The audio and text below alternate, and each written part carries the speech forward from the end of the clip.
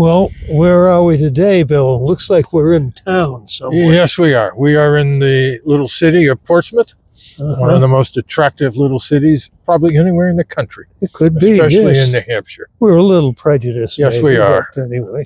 Well, today we're here to film a segment from our buried New Hampshire books. Yeah, we get that right on the camera right now. This is the Shameless Commerce Division. Yeah. Buy the book. And subscribe to our channel would be nice too. Yeah, that would be nice. You know, we'd like that. You know? Yeah.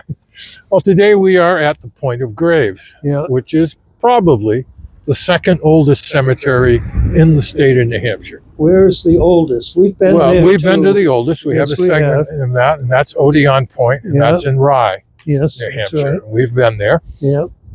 Hampton and maybe possibly Dover, they might have a claim to this too. Yeah. But for our purposes, we're going with today. We're going to say the Point of Graves is the second oldest, and it's a good bet. It's a safe bet, really. It is.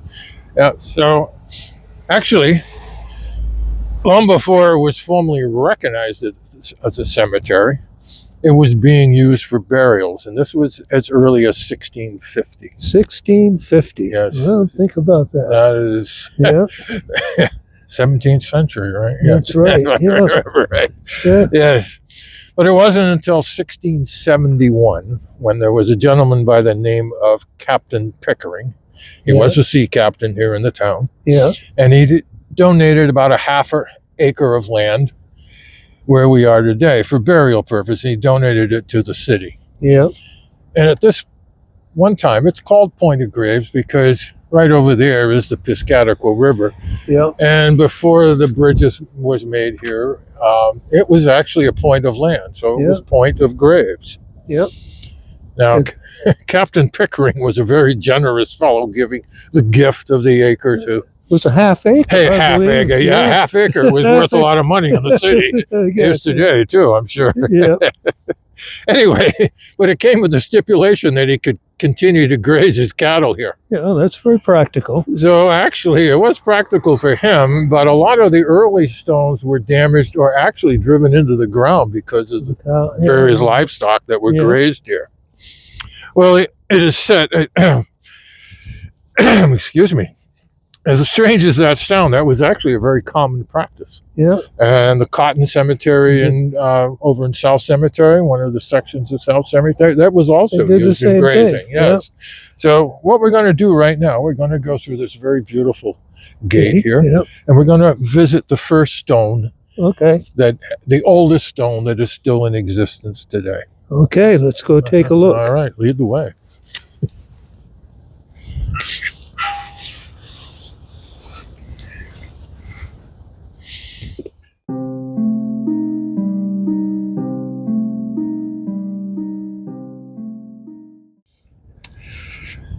We're standing behind the oldest grave, at least that we can read the inscription today. Yes. Yep.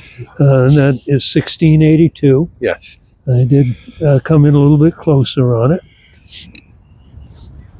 There are a lot of graves through here that are very ornate. You see the faces with the wings on them, but there was also life was short in those days. Yes, very short. And people, it's reflected on some of these graves that, life is not something that goes on and on and on, as we, of course, well know.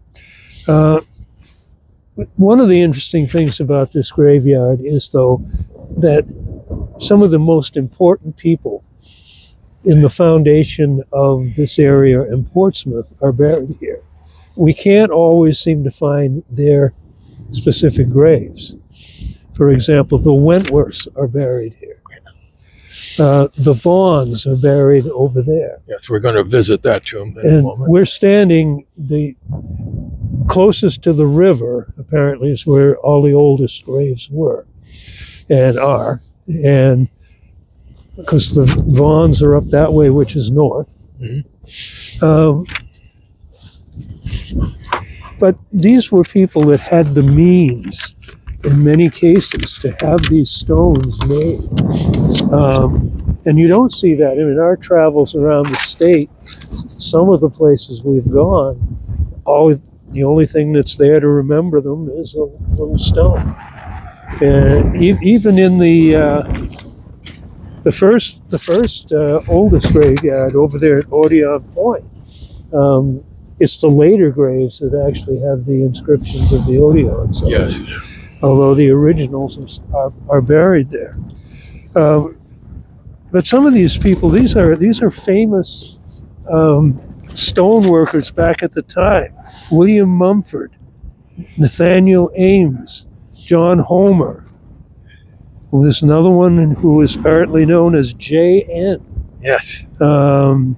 Caleb and Nathaniel Lamson, James Foster, John Hartstone, and Joseph Milliken.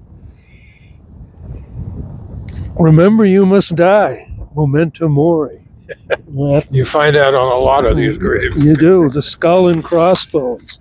And they were not pirates. And they were not pirates. That's a reminder of that's where we're going. Yes. And that's where we're going to end up. A couple of things just really quickly, though. And I don't think we've found this grave yet. And I don't know if we can.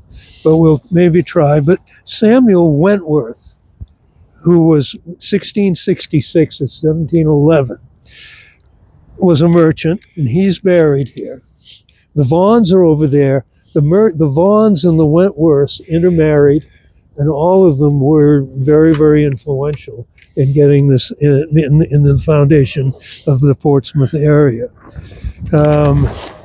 Mary Wentworth, from the 18th century, but Samuel Wentworth was the cousin of John Wentworth, not the governor, but John Wentworth was then the father, I guess, of Benning Wentworth. Hope I got that right. But that's just interesting that when you think about how influential during the British time that the Wentworths were, and we've covered both John and Benning in our books. The Wentworths, the governors, are buried at St. John's Church. Yeah. And probably in a later video, we'll visit that cemetery. That's very old and very interesting here in Portsmouth. So there's some really interesting things here, and it's almost like you could reconstruct the interaction of the various different families, but particularly, I guess, the Wentworths and the Vaughns intermarried. So anyway, all of that is, all those stories are right here in this cemetery. And we're going to go over now and visit another grave of a couple of very interesting people that were buried here. Okay, let's do it.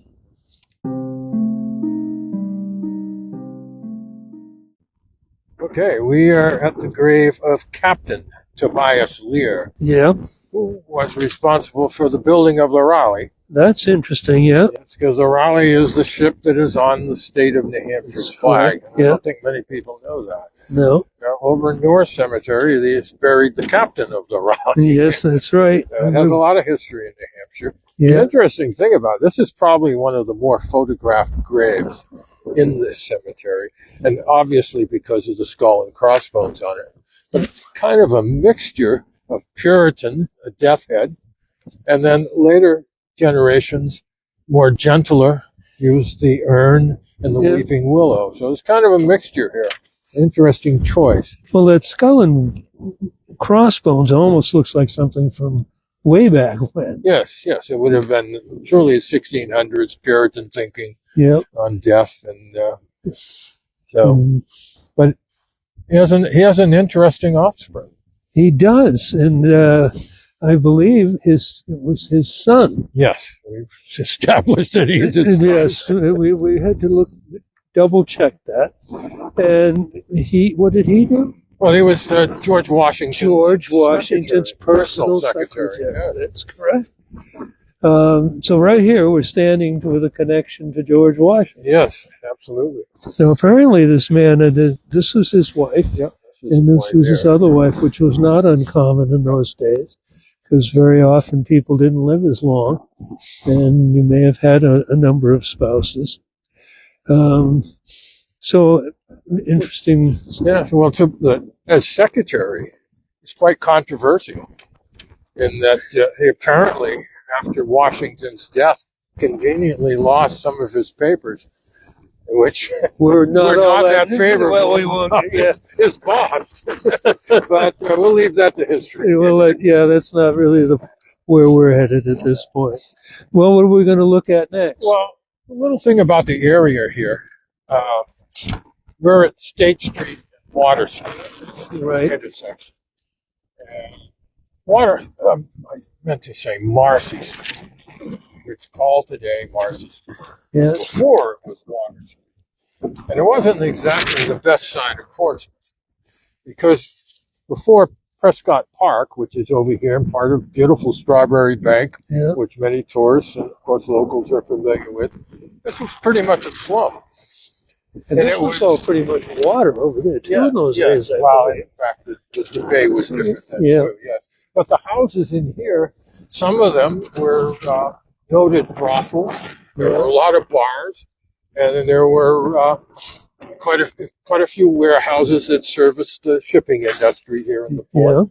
Yeah. And it wasn't until the 30s when that area was cleaned up, which kind of leads to a little segment. We will eventually be covering two of the more famous madams from Portsmouth who were buried in the Sagamore section of South Cemetery, but that's for a later time. Yeah. But they did clean it up, and apparently over that time period, this became really kind of rubble and forgotten. Yeah. There's a poem about it by a fellow who wrote a history of the city, saying, how badly it was maintained. Yep. And in the 30s, when they changed the name from Water Street to Marcy Street, as it is today, got rid of all of the seedier side of town, that it became the area it is today, which is very, very beautiful. Yep, today is very well worth visiting. Certainly, it's well worth the visit to Strawberry Bank, especially this time of year. That tour they do, the Christmas tour. Yes, they have candlelight tours. And beautiful. And they have people, with all kinds of craftsmen and so on. It's really a very interesting thing to do. One of the things that hits you, that you've mentioned more than once, it's amazing, really, probably, that we even still have some of these old 1600 stones here because of the fact that this was not looked after for a certain period of time. And I'm sure that Mr. Pickering's, his animals didn't do much for No, they didn't help, that's for sure. Well, we're going to take a look at another famous grave over here. Like a lot of cemeteries, old cemeteries, even newer cemeteries, there's always a ghost story. There's always talk of haunting. And there's this cemetery has its share of spirits, apparently. So we're going to take a look at a tomb over here, the Vaughan tomb. Right. And that has a story to it. And, of course, the Vaughan family were very wealthy family here and movers, shakers of the early era of the city. That's correct. So let's go take a look. All right.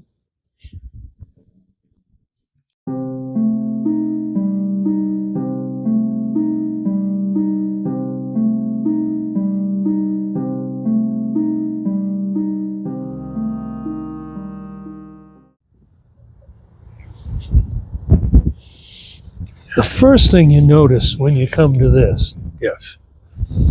all the names. Yes. How many people are buried in here? Well, they opened it up in 1884, and there were no less than 28 people. 28 people buried in here. So I would think that it could, with all that crowding, it might very well be haunted. Could be. Yeah, or at least one of somebody in there might be trying. But this is what would you call this exactly? It's a tomb, I would think. Huh? It's a tomb. Yeah. A tomb, yeah. Yeah, true tomb. As opposed to the gravestones, this is the only tomb here in the whole cemetery. It reflects the fact that the Vaughan family was very, very important in this area. Apparently, their relationship with the Wentworths, too, was that the Wentworths were involved with the sailing and the building and various aspects of that, where the Vaughns were the people here on land that were the merchants and so on.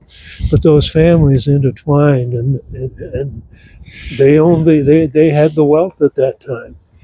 I don't know when. Do you know when this tomb was put in? Well, this is a replacement. Not the original. Yeah, it's not the original. It was replaced at a later date. Right. So, and it supposedly glows at night. Well, so I have been by here in the evening, but I don't think I think I hurry by here when I come to Pointer Graves. But Yep. I have never noticed that. I have some pictures of it. I don't know if any of them were in the evening, but none of them were glowing. No. It'd be interesting to ask these people next door Yes. whether they've encountered that. But, That would be interesting conversation. So well, we are. Oh, you wanted to say something else? Well, no, I think Okay. Well, we're going to take a look at another very interesting grave here that is also reputed to be haunted, and we have a personal story we to talk have about. a little this one, bit of a personal story about that. Let's take a walk to the other end of the cemetery. Take a look at this grave.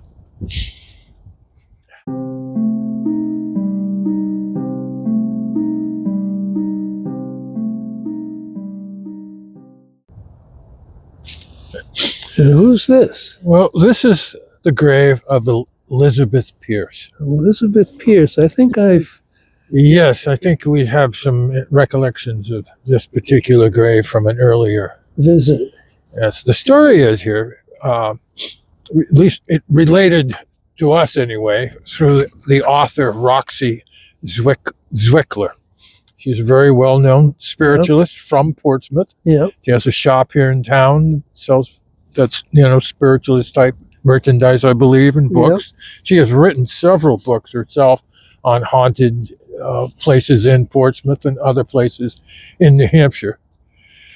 And she also gives, what I'm told, are very informative and very interesting paranormal tours during the Halloween season. Yeah. So I have never taken the tour, but I've heard great things about them. So if you're interested in that sort of thing, I would look her up. Yeah. We'll put a link up to it or something in our deal. I mean, we do have, 2 or 3, 4 ghost stories in our book. Yes. But that is not really what our books are, Right. Our books are about, Volume 1 and Volume 2. Yeah. But this one is sort of interesting. Yes, this was one of the first ones that we actually visited and photographed and wrote about for the book. It's actually in Volume 1 because it is a very old cemetery. In any event, while we were here, you were photographing this. Yeah, like right over there. Yes, and you kneeled down. Yeah. And then... Next thing I knew, I was on the ground. Yeah. Now, the interesting thing, that's not abnormal. He falls over all the time. Well, yeah. No, what makes that not... what makes it interesting is that Roxy says that when she was here, she felt a gentle tap on her shoulder. Yeah. So you, apparently, Elizabeth was not amused with it. I guess not. I'm sorry, Elizabeth. Yeah. I was just trying to take a picture, I think, actually, of those 2 graves Yes. over there, which we'll just look at in a minute. Yes. But yeah, I was right on the ground over there. Now, I do have to say I had some major surgery. Yes. A few weeks, not very many weeks before that. So I wasn't as fit as I might have been.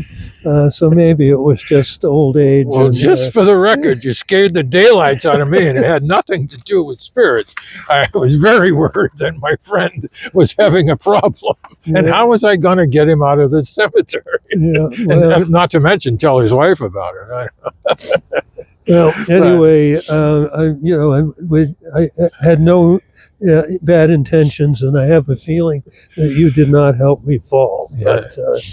But this isn't an interesting stone, though, in that it has, it has the face with the wings on it. Soul effigy. Yeah, Yes. and it's as these over here too are sort of typical of the older days.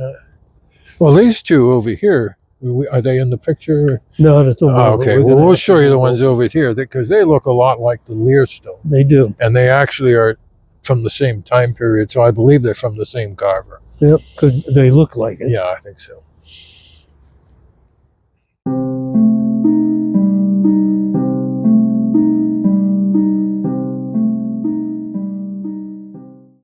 So here we are next to Elizabeth. Yes. And here we are with the skulls again and the crossbones. And they do look...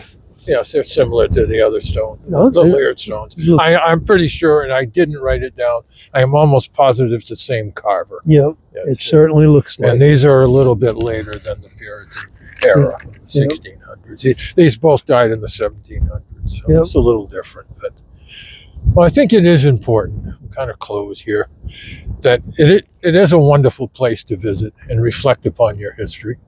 And if you will, also take a look at these skulls and crossbones and other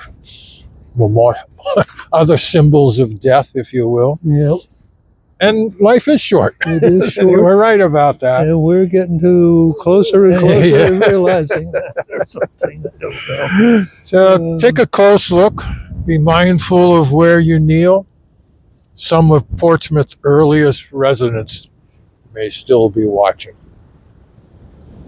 That's something to think about.